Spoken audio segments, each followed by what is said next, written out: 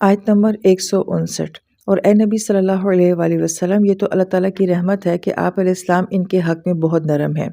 اگر آپ علیہ السلام سخت مزاج ہوتے اور سخت دل ہوتے تو یہ آپ علیہ السلام کے ارد گرد سے منتشر ہو جاتے۔ بس آپ علیہ السلام ان سے درگزر کریں اور ان کے لیے مغفرت کی طلب کریں اور معاملات میں ان سے مشورہ لیتے رہیں۔ پھر جب آپ علیہ السلام فیصلہ کر لیں تو اللہ تعالیٰ کی ذات کے اوپر بھروسہ کریں۔ یقیناً اللہ تعالیٰ بھروسہ کرنے والوں کو پسند کرتے ہیں۔ اس خوبصورت آیت مبارکہ کا پس منظر کہ پچھلی تمام آیات میں صحابہ کرام کی غلطیوں کو بھی منشن کیا گیا، ساتھ ساتھ اگرچہ ان کو تسلی بھی دی گئی ہے، معافی کا بھی کہا گیا ہے، مگر یہ بھی فرمایا گیا ہے کہ شیطان نے ان کی کچھ کمیوں کی وجہ سے ان سے یہ سب کروا لیا تھا۔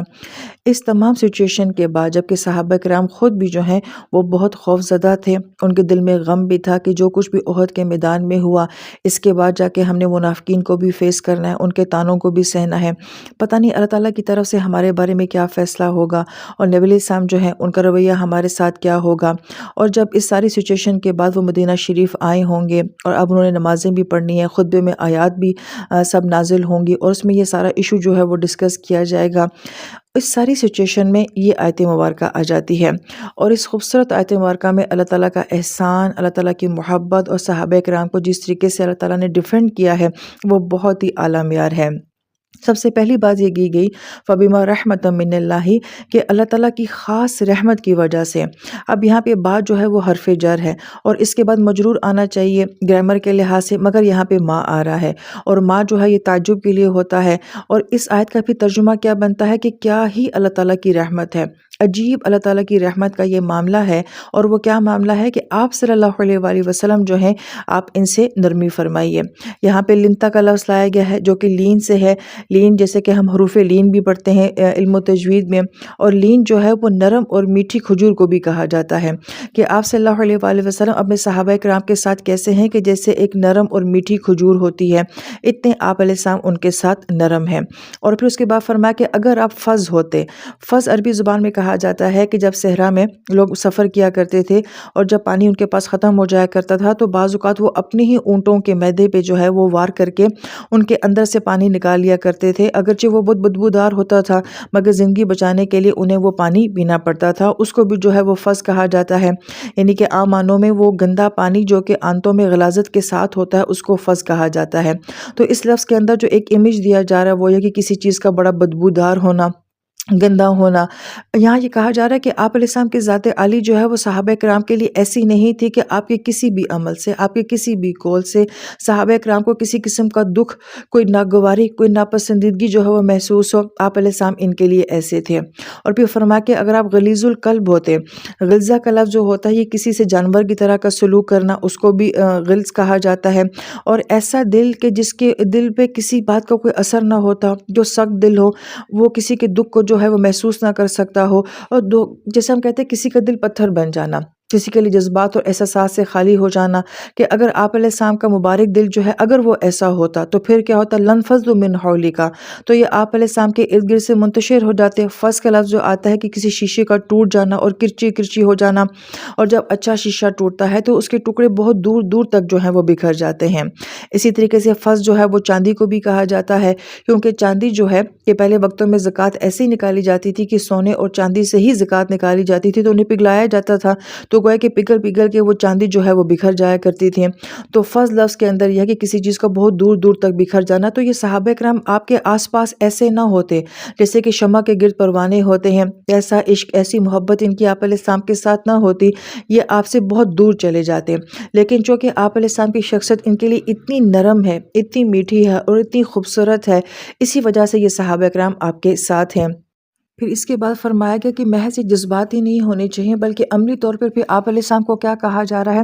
فاعف عنہم، کہ آپ انہیں معاف کر دیجئے۔ اب اس کو اگر احد کے پس منظر کے ساتھ دیکھا جائے کہ ان صحابہ کرام کے دل میں کتنا گلٹ ہوگا کہ نہ جانے اب ہمارے ساتھ کیا سلوک ہوگا، نبی علیہ السلام کا رویہ ہمارے ساتھ کیا ہوگا، تو اللہ تعالیٰ انہیں یہ کہہ رہے ہیں کہ آپ نے ان کو جو ہے وہ معاف کر دینا ہے۔ پھر وَاسْتَغْفِرْ لَهُمْ کا بھی کہا جا رہا ہے، باب استغفار سے یہ بات کی جا رہی ہے کہ آپ نے مسلسل جو ہے وہ ان کے لیے استغفار کرتے رہنا ہے۔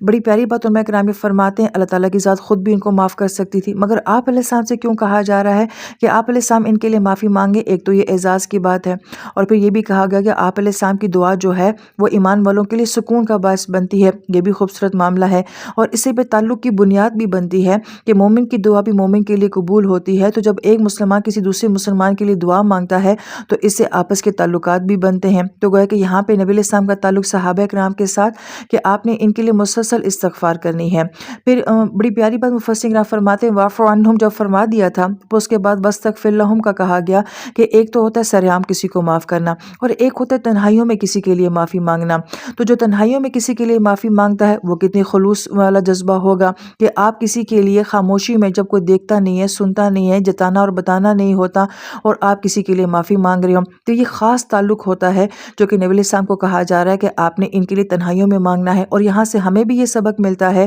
کہ ہم نے بھی ایک دوسرے کے لیے لوگوں کو بتا اور جتا کے نہیں بلکہ تنہائی میں ان کے لیے معافی مانگنا ہوتا ہے۔ یہاں پہ ضمناً علماء کرام یہ بات بھی فرماتے ہیں کہ اکثر لوگ کسی پہ بھی یہ اعتراض کرتے ہیں جی کہ آپ کشمیر کی بات نہیں کرتے، آپ فلسطین کی بات نہیں کرتے، آپ شام کی بات نہیں کرتے، آپ اپنی دعاؤں میں ان کا نام نہیں لیتے، لوگ ہمیں مشورے دے رہے ہوتے ہیں جی آپ ان کے لیے دعائیں کریں۔ تو دعا کا عمل ایسا ہوتا ہے جو کسی کے کہنے سے نہیں کی جاتی، کسی کو بتا کے نہیں کی جاتی، تبھی ہمیں یہ ہم کسی کو بتا سکیں کہ ہمارے دل میں فلسطین کا بڑا جذبہ ہے، شام کا بڑا جذبہ ہے۔ تنہائیوں میں کون کس کے لیے کیا دعائیں مانگتا ہے، یہ اصل میں اہم معاملہ ہوتا ہے۔ تو گویا کہ یہاں پہ یہ کہا جا رہا ہے کہ آپ نے تنہائیوں میں جو ہے ان کے لیے مسلسل جو ہے وہ استغفار کرتے رہنا ہے۔ تو یہ تو معاملہ ہو گیا معافی کی حد تک کا۔ اگلا حکم یہ دیا جا رہا ہے کہ آپ علیہ السلام نے جو ہے وہ ان کے ساتھ مشاورت بھی کرنی ہے۔ ابھی آپ علیہ السلام کو کہا جا رہا ہے کہ جن کے پاس وحی آتی ہے، جس ہستی کو براہ راست یہ بات معلوم ہو کہ اللہ کی رضا کس کام میں ہے اور ہر بات کے لیے آپ کو پیغام آسمانوں سے ملتے ہوں، انہیں زمین میں کسی سے مشورہ لینے کی کیا ضرورت ہے؟ مگر دراصل میں یہاں پہ صحابہ کرام کی دل جوئی کے لیے یہ بات کہی جا رہی ہے کہ وہ صحابہ کرام جنہوں نے مشورہ دیا تھا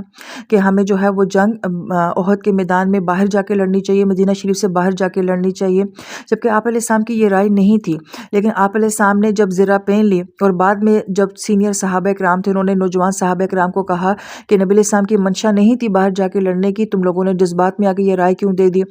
بعد میں جب انہوں نے آپ علیہ السلام کے اوپینین کو بدلنا چاہا تو آپ علیہ السلام نے فرمایا کہ جب نبی ایک مرتبہ زرہ پہن لیتے ہیں تو پھر اس کو اتارتے نہیں ہیں۔ تو آپ علیہ السلام نے ان کے مشورے کا ریگارڈ کیا تھا، لیکن اس سے نقصان ہوا۔ تو ہم اپنی زندگی میں دیکھتے ہیں کہ اگر ہمیں کسی کے مشورے سے نقصان ہو جائے، ہم دوبارہ کبھی بھی اس سے مشورہ لینا پسند نہیں کرتے، اور ہم یہ کہتے ہیں کہ یہ قابل اعتماد نہیں رہا۔ یہاں پہ صحابہ کرام کا کانفیڈنس ڈیولپ کرنے کے لیے کہ اگر پہلے مشورے سے ہمیں نقصان ہو بھی گیا ہے تو نبی انہیں یہ احساس نہ ہو کہ اب ان کے مشورے کی کوئی اہمیت نہیں ہے، اب ان کی رائے کی کوئی اہمیت نہیں ہے۔ گویا کہ صحابہ کرام کی عزت نفس کو یہاں پہ دوبارہ سے بحال کیا گیا ہے کہ کوئی بھی غلطی ہو جاتی ہے، اچھے لوگوں سے بھی غلطیاں ہو جاتی ہیں، اچھے لوگوں سے بھی غلط فیصلے ہو جاتے ہیں، اب ان کو دوبارہ یہ کانفیڈنس دینا کہ آپ کی رائے اب بھی بہت اہم ہے اور آپ بھی اہم امور میں اب بھی ہمارے ساتھ جو ہے وہ شامل ہیں۔ تو آپ علیہ السلام کو اس طرح سے جو ہے صحابہ کرام کی دل جوئی کا حکم دیا جا رہا ہے کہ نبی اب دوبارہ بھی آپ نے ان سے جو ہے وہ مشورہ کرنا ہے۔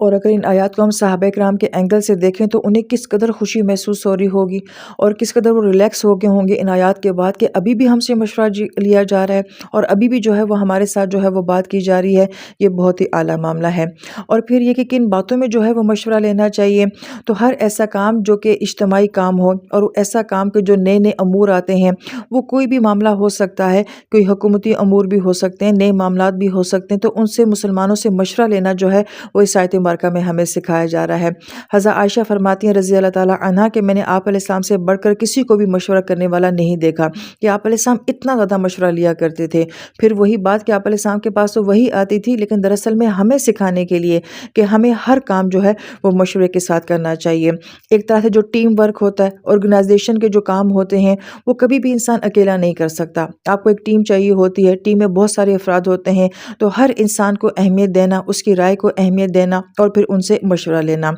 کون سا انسان ہے جو مشورہ نہیں لیتا، جو اپنے آپ کو حرفن مولا سمجھتا ہے، متکبر ہوتا ہے کہ مجھے کسی کی رائے کی ضرورت نہیں، کسی مشورے کی ضرورت نہیں ہے، میری اپنی بہت عقل کل ہے؟ تو گویا کہ اس رویے کی یہاں پہ جو ہے وہ نفی کی گئی ہے کہ جب آپ علیہ السلام مشورہ لیتے ہیں تو پھر گویا کہ ہمیں بھی ہر کام میں ایمان والوں کے ساتھ جو ہے مشورے کے ساتھ کام کرنا چاہیے۔ ہاں اگر ہم یہ سمجھتے ہیں کہ کسی کے اندر مشورہ دینے کی صحیح صلاحیت نہیں ہے تو نیکسٹ ٹائم ہم تھوڑے سے محتاط ہو جاتے ہیں، لیکن یہاں پہ ہمیں یہ بات بھی تو سمجھائی جا رہی ہے کہ صحابہ کرام کے مشورے مشورے سے نقصان ہوا تھا، لیکن ضروری نہیں کہ کسی کا مشورہ اگر ایک مرتبہ کامیاب نہیں ہوا تو اسے ہمیشہ کے لیے اگنور کر دیا جائے۔ ہمارے اداروں میں بہت بڑا نقصان اس وجہ سے بھی ہوتا ہے کہ بعض اوقات ہمیں کسی ایک اچھے انسان کے مشورے سے اگر نقصان ہو جاتا ہے تو ضد، انا، مخالفت یا ہم اس کو ریجیکٹ کر دیتے ہیں، تو ایک قابل انسان کی صلاحیتوں سے فائدہ نہ اٹھانے کا ہمیں بہت بڑا نقصان ہو جاتا ہے۔ کتنے ہی قابل لوگ ہمارے اداروں میں اس وجہ سے اپنا کام نہیں کر پاتے ہیں کہ دوبارہ انہیں وہ اعتماد اور کانفیڈنس نہیں دیا جاتا۔